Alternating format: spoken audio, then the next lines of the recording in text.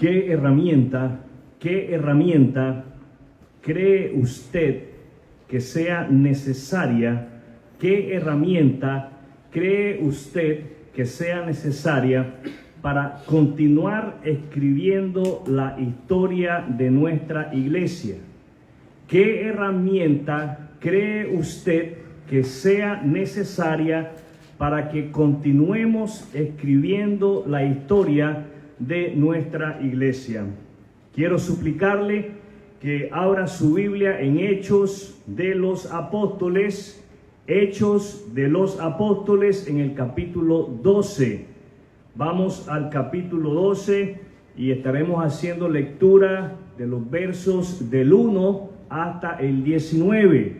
Hechos 12 del 1 al 19. Dígale al que está al lado suyo, Hechos 12 del 1 al 19.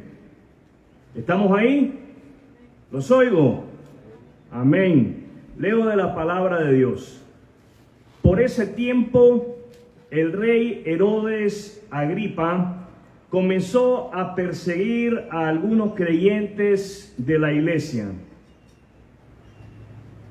Mandó matar a espada al apóstol Santiago, hermano de Juan. Cuando Herodes vio cuánto esto le agradó al pueblo judío, también arrestó a Pedro. Eso sucedió durante la celebración de la Pascua. Después lo metió en la cárcel y lo puso bajo la vigilancia de 4 escuadrones de 4 soldados cada uno. Herodes tenía pensado llevar a Pedro a juicio público después de la Pascua. Pero mientras Pedro estaba en la cárcel, la iglesia oraba fervientemente por él. La noche antes de ser sometido a juicio, Pedro dormía sujetado con 2 cadenas entre 2 soldados. Otros hacían guardia junto a la puerta de la prisión.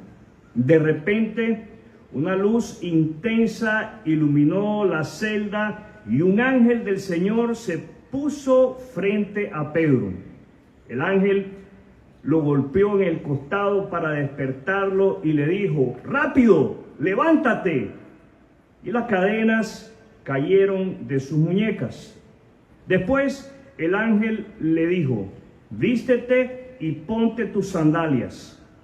Pedro lo hizo y el ángel le ordenó: «Ahora ponte tu abrigo y sígueme». Así que Pedro salió de la celda y siguió al ángel, pero todo el tiempo pensaba que era una visión. No se daba cuenta de que en verdad eso estaba sucediendo. Pasaron el primer puesto de guardia y luego el segundo y llegaron a la puerta de hierro que lleva a la ciudad. Y esta puerta se abrió por sí sola frente a ellos. De esta manera cruzaron la puerta y empezaron a caminar por la calle, y de pronto el ángel lo dejó. Finalmente Pedro volvió en sí. «De veras es cierto», dijo, «el Señor envió a su ángel y me salvó de Herodes y de lo que los líderes judíos tenían pensado hacerme». Cuando se dio cuenta de esto, fue a la casa de María, la madre de Juan Marcos, donde muchos se habían reunido a orar. Tocó la puerta de entrada y una sirvienta llamada Rode fue a abrir. Cuando ella reconoció la voz de Pedro, se alegró tanto que, en lugar de abrir la puerta, corrió hacia adentro y les dijo a todos: «Pedro está a la puerta». «¿Estás loca?», le dijeron. Como ella insistía, llegaron a la conclusión: debe ser su ángel.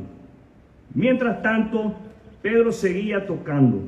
Cuando por fin abrieron la puerta y lo vieron, quedaron asombrados. Él les hizo señas para que se callaran y les contó cómo el Señor lo había sacado de la cárcel. «Díganle a Santiago y a los demás hermanos lo que pasó, dijo. Y después se fue a otro lugar. Al amanecer hubo un gran alboroto entre los soldados por lo que había sucedido con Pedro. Herodes Agripa ordenó que se hiciera una búsqueda exhaustiva para encontrar a Pedro. Como no pudieron encontrarlo, Herodes interrogó a los guardias y luego los condenó a muerte. Después Herodes se fue de Judea para quedarse en Cesarea por un tiempo.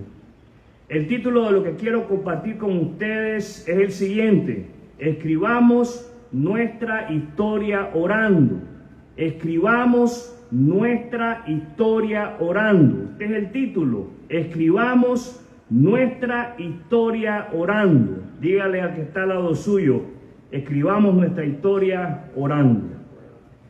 La mejor herramienta que podemos usar usted y yo, nosotros, para escribir nuestra historia como iglesia es la oración. ¿Cuál es la mejor herramienta? Muchos hubieran pensado en que la mejor herramienta es una pluma y un papel.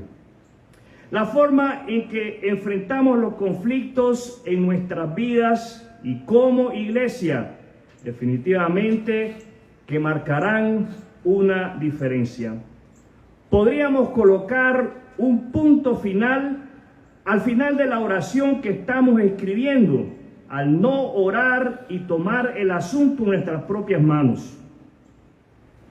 O cuando oramos, podríamos colocar 3 puntos suspensivos al final de la oración que estamos escribiendo para mostrar continuidad y confiar en Dios para ocuparse de cualquier cosa por la que estemos pasando.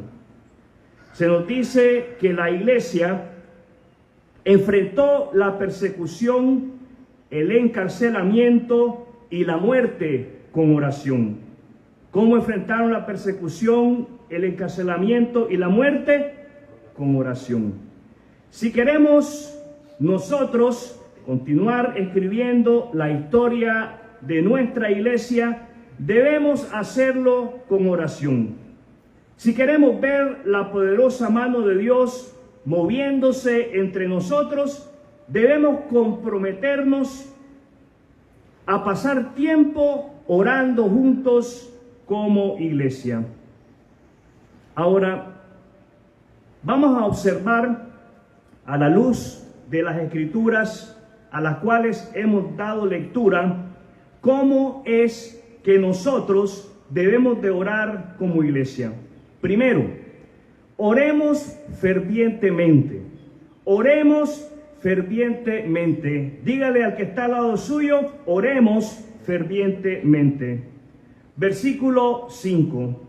Pero mientras Pedro estaba en la cárcel, la iglesia oraba fervientemente por él. ¿Qué hacía la iglesia por Pedro? Oraba fervientemente por él. Hay algo interesante en este versículo. Nos dice que la iglesia, los creyentes reunidos, el cuerpo de creyentes, amaba y se preocupaba por el bienestar de Pedro. Tal interés en la vida de Pedro llevó a la iglesia a orar por la vida de Pedro sin cesar, con fervor. Es decir, ellos oraban constantemente por Pedro, sin desfallecer, sin desmayar, sin darse por vencidos. Nuestro amor, diga conmigo, nuestro amor e interés por cada uno de nosotros dentro de nuestra iglesia local nos mueve a comprometernos a orar los unos por los otros sin cesar. ¿Cómo entonces debemos de orar como iglesia? En segundo lugar, debemos de orar creyendo. ¿Cómo debemos de orar? Creyendo. Debemos de orar creyendo. Versículo 11 al 16. Finalmente Pedro volvió en sí. De veras es cierto, dijo. El Señor envió a su ángel y me salvó de Herodes y de lo que los líderes judíos tenían pensado hacerme. Cuando se dio cuenta de esto, fue a la casa de María, la madre de Juan Marcos, donde muchos se habían reunido para orar. ¿Para qué se habían reunido? Para orar. Tocó a la puerta de entrada y una sirvienta llamada Rode fue a abrir. Cuando ella reconoció la voz de Pedro, se alegró tanto. ¿Qué hizo Rode? Se alegró.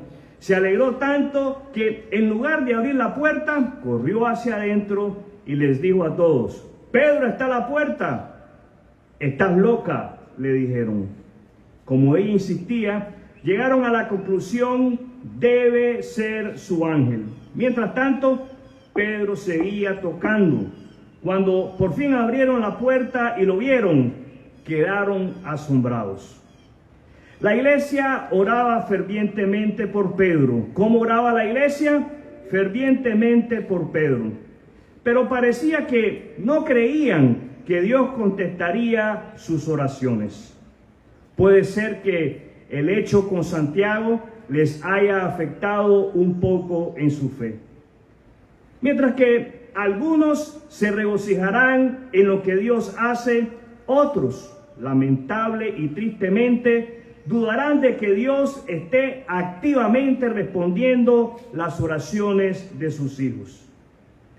Seamos parte, mis amados hermanos y hermanas, de ese grupo de creyentes que oramos fervientemente y estamos a la expectativa, estamos esperando y esperanzados de lo que Dios pueda hacer. Entonces, ¿cómo es que debemos de orar como iglesia? Número 3, oremos esperando. Oremos esperando. Dígale al que está al lado suyo: oremos esperando. Versículo 17. Él les hizo señas para que se callaran y le contó cómo el Señor lo había sacado de la cárcel. Díganles a Santiago y a los demás hermanos lo que pasó, dijo.